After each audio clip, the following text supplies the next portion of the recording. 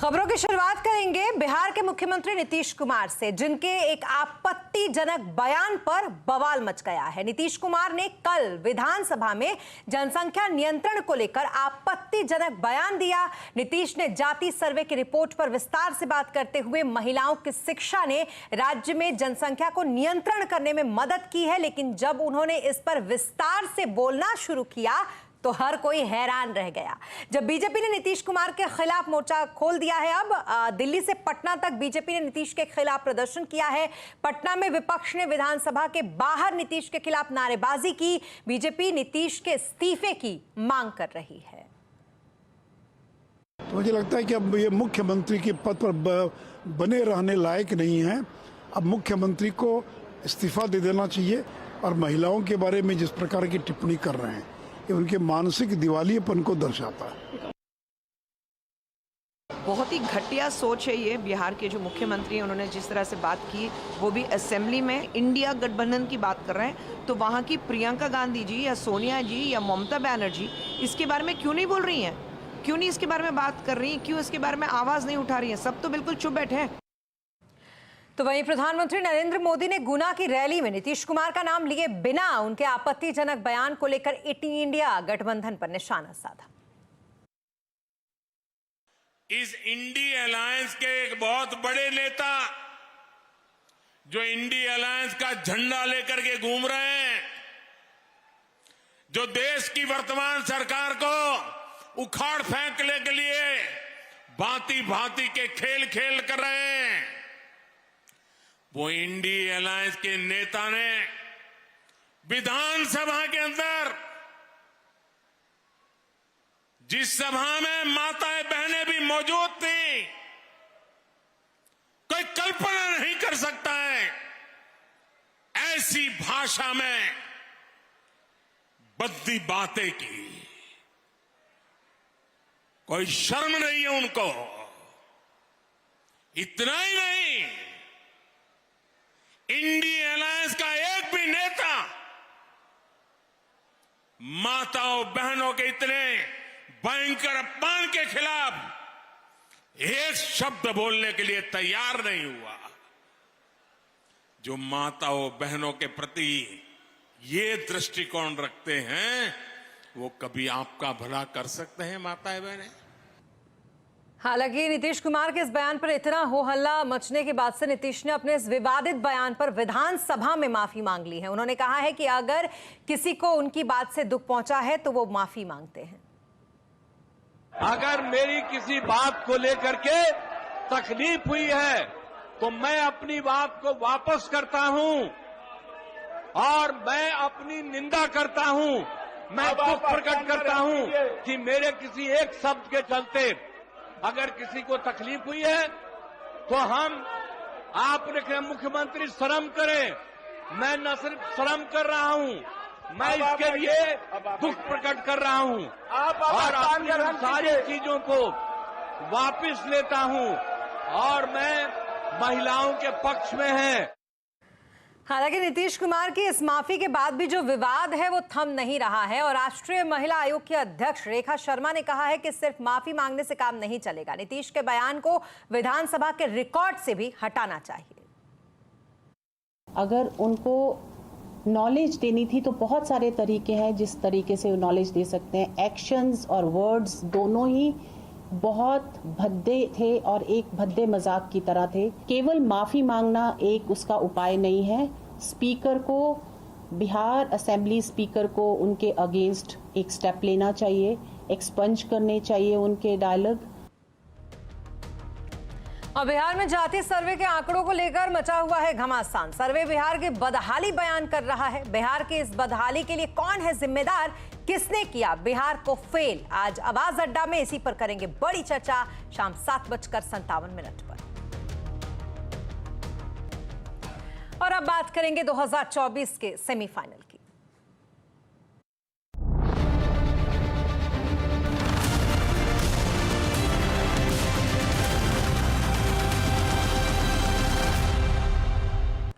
मध्य प्रदेश विधानसभा के लिए सभी पार्टियों का धुआंधार चुनावी प्रचार जारी है। इस बीच बीजेपी की तरफ से खुद पीएम मोदी मध्य प्रदेश के चुनावी रण में पूरे दमखम के साथ उतर चुके हैं। आज प्रधानमंत्री मोदी की मध्य प्रदेश में एक के बाद एक 3 चुनावी रैली है, जहां वो दामोह, गुना और मुरैना 3 चुनावी सभा को संबोधित करेंगे। सबसे पहले पीएम ने दामोह जाकर वहां एक रैली को संबोधित किया और जमकर कांग्रेस पर हमला बोला। पीएम ने कहा कि कांग्रेस का मतलब है बर्बादी की गारंटी, ये हर जगह झूठे वादों की झड़ी लगा देते हैं।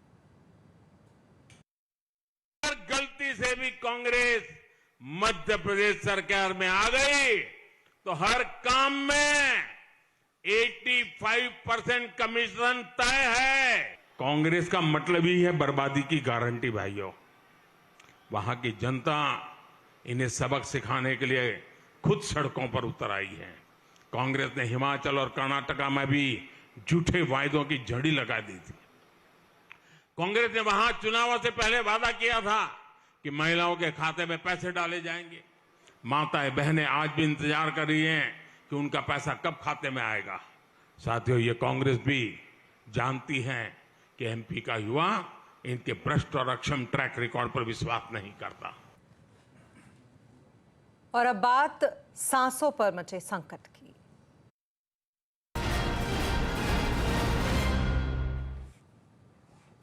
दिल्ली में एयर पॉल्यूशन की स्थिति दिन पर दिन गंभीर होती जा रही है। ऐसे में दिल्ली की केजरीवाल सरकार ने बड़ा फैसला लिया है।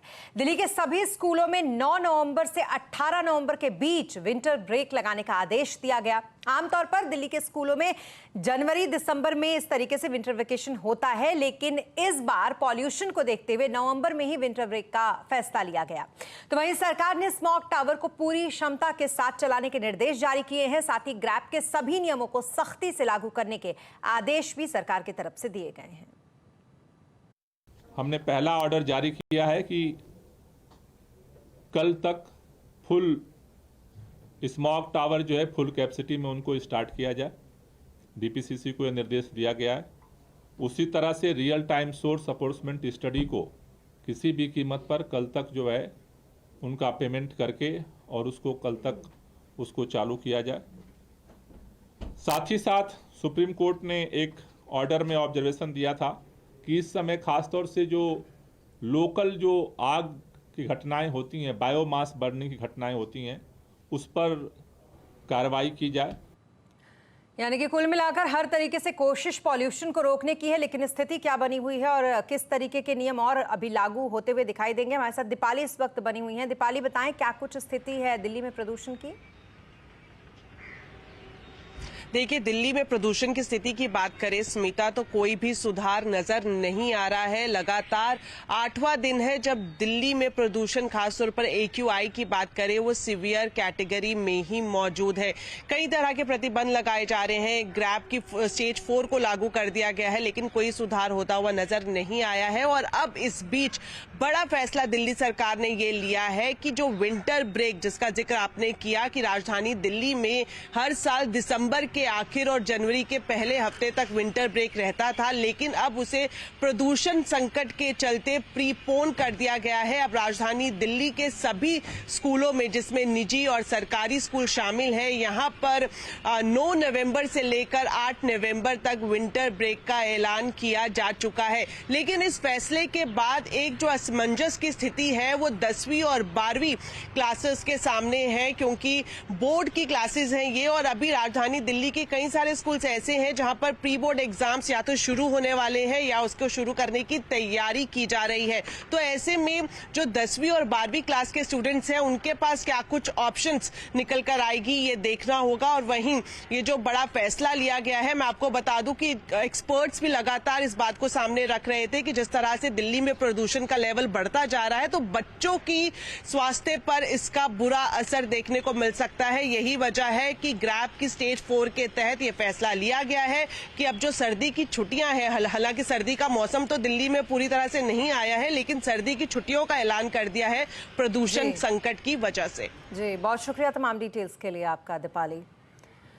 और बात करेंगे बाजार की, जहां आज निफ्टी बैंक एक्सपायरी के दिन बाजार में कंसोलिडेशन रहा। इसी के साथ बाजार हल्की बढ़त पर आज बंद हुआ। सेंसेक्स 33 और निफ्टी 37 अंक चढ़कर बंद हुआ। आज सबसे ज्यादा तेजी रियलिटी, फार्मा और मेटल शेयरों में रही, तो वहीं आईटी, बैंकिंग शेयरों में दबाव देखा गया। प्राइम सिक्योरिटीज के एमडी एन जयकुमार का कहना है कि बाजार में पीएसयू कंपनियों की री रेटिंग हुई है, इसलिए निवेशक पावर कंपनियों और सरकारी बैंकों में निवेश कर सकते हैं। आज के दिन मेरे हिसाब से पीएसयूज की री रेटिंग हुई है। अब इंडिविजुअल कंपनीज की तरफ हमको ज़्यादा ध्यान देना चाहिए। तो जैसे लास्ट 2 साल में one of the best performers has been Hindustan Aeronautical, लेकिन जो ये कंस्ट्रक्टिव काम हो रहा है आज के दिन पावर स्पेस में, so some of the power utilities या some of the power finance companies could be very interesting. लेकिन जो सबसे बड़ा मूव देखने को मिला as a sector, it is been in PSU banks, जिसमें जो अगर लूजली कहा जाता तो पहले की जो गंदगी थी सारा उन्होंने निकाल दिया। गंदगी से साथ ऑलमोस्ट डबल अमाउंट उन्होंने प्रोवाइड करके रख दिया। आज के दिन इनफैक्ट एवरी क्वार्टर उनको एडिशनल कोई फ़ायदा ही होता है, क्योंकि राइट बैक्स का। और आज के दिन private sector banks are quoting at 2.5-3 times even today. तो अभी भी मेरे हिसाब से PSU bank as a theme अगर आप सेक्टर लोगे तो सेक्टर में तेज़ी मेरे को बहुत नज़र आ रही है। और आजकल डीप फेक कंटेंट जो है वो काफी चर्चा में है। बॉडी किसी और की, चेहरा किसी और का, गला किसी और का और आवाज शायद आपकी भी हो सकती है, वो भी ऐसी कि इसको पहचानना मुश्किल है। सरकार ने डीप फेक को लेकर गाइडलाइंस भी जारी किए हैं। डिटेल लेते हैं इस खबर पर। रोहन इस वक्त हमारे साथ हैं, उनसे रोहन, क्या है ये डीप फेक और इन दिनों ये चर्चा में आखिरकार क्यों है? जी, डीप फेक आर्टिफिशियल इंटेलिजेंस का एक एप्लीकेशन है जहां डीप लर्निंग के जरिए फेक कंटेंट क्रिएट किया जाता है, चाहे वो वीडियो के फॉर्मेट में हो, ऑडियो के फॉर्मेट में या इमेज के फॉर्मेट में। आर्टिफिशियल इंटेलिजेंस जिस व्यक्ति का चेहरा सुपर इम्पोज किया जा रहा है उसका और जिस पे किया जा रहा है, इन दोनों के ही पैटर्न्स को काफ़ी जो है माइन्यूटली ऑब्जर्व करता है और इसलिए ये इतना डिफिकल्ट हो जाता है इसको डिटेक्ट करना कि कौन सा जो कंटेंट है वो फेक है, कौन सा नहीं है। फिलहाल जो मामला सामने आया है वो रश्मिका मंदाना जो अभिनेत्री है उनके एक डीप फेक वीडियो की वजह से सामने आया है, जो कि सोशल मीडिया पे बहुत ज़्यादा वायरल हो रहा है। दरअसल जो वीडियो था वो ब्रिटिश इंडियन इन्फ्लुएंसर है ज़ारा पटेल, उनका वीडियो था जिसके ऊपर इस अभिनेत्री का जो चेहरा है वो सुपर इम्पोज कर दिया गया और जो एआई के ज़रिए एक वीडियो बनाया गया और इस पर चिंता जताई गई। खुद अभिनेत्री रश्मिका मंदाना ने इस पर चिंता जताई, अमिताभ बच्चन जैसे सुपरस्टार ने भी चिंता जताई और सरकार को भी इसको लेकर एक गाइडलाइन जारी करनी पड़ी, क्योंकि पिछले कुछ समय में ऐसे कई सारे मामले आए हैं, खासतौर पे साइबर ठगी के मामले हों या फिर अभिनेत्रियों के इस तरह के वीडियो बनाने के मामले आए हों, जहां पे चिंता बढ़ गई है कि आखिर इस तकनीक से बहुत कुछ किया जा सकता है, इसका बहुत ज़्यादा दुरुपयोग किया जा सकता है। जी, तो ये जो सरकार की तरफ से गाइडलाइन जारी की गई है, इसमें क्या कुछ कहा गया है रोहन?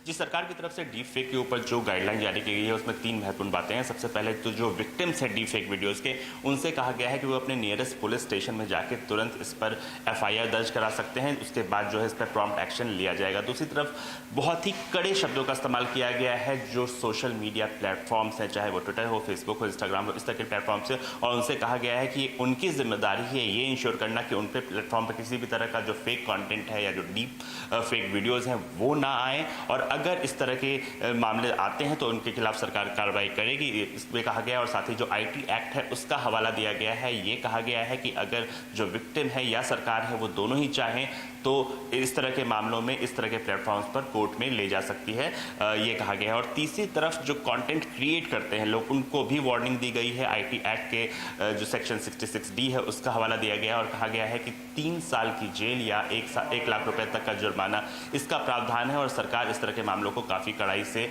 निपटेगी। जी, बहुत शुक्रिया तमाम डिटेल्स के लिए आपका रोहन। और डीप फेक को कैसे पहचाने और क्या है इसके खतरे, इसी पर आज का कंज्यूमर अड्डा, जिसमें करेंगे चर्चा शाम 5:57।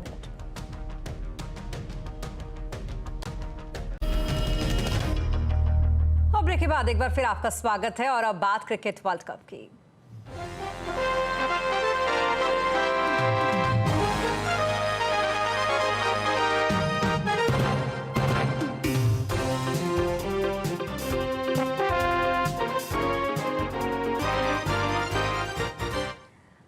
वनडे वर्ल्ड कप में आज नीदरलैंड और इंग्लैंड का मुकाबला है। पुणे के एमसीए स्टेडियम में टॉस जीतकर इंग्लैंड पहले बैटिंग के लिए उतरी है। यहां पर अगर आप देखेंगे तो अब तक वैसे तो दोनों ही टीमें सेमीफाइनल की रेस से बाहर हो गई हैं, लेकिन चैंपियंस ट्रॉफी 2025 के लिहाज से ये मुकाबला बेहद अहम है, क्योंकि वर्ल्ड कप में टॉप 7 पोजीशन पर रहने वाली टीम इसके लिए क्वालिफाई करेंगी। इस लिहाज से दोनों टीमों को 2 मैच जीतना जरूरी है। अभी पॉइंट टेबल में दोनों टीमें सबसे निचले स्थान पर हैं। 9 नवंबर पर नीदरलैंड और 10 नंबर पर इंग्लैंड है।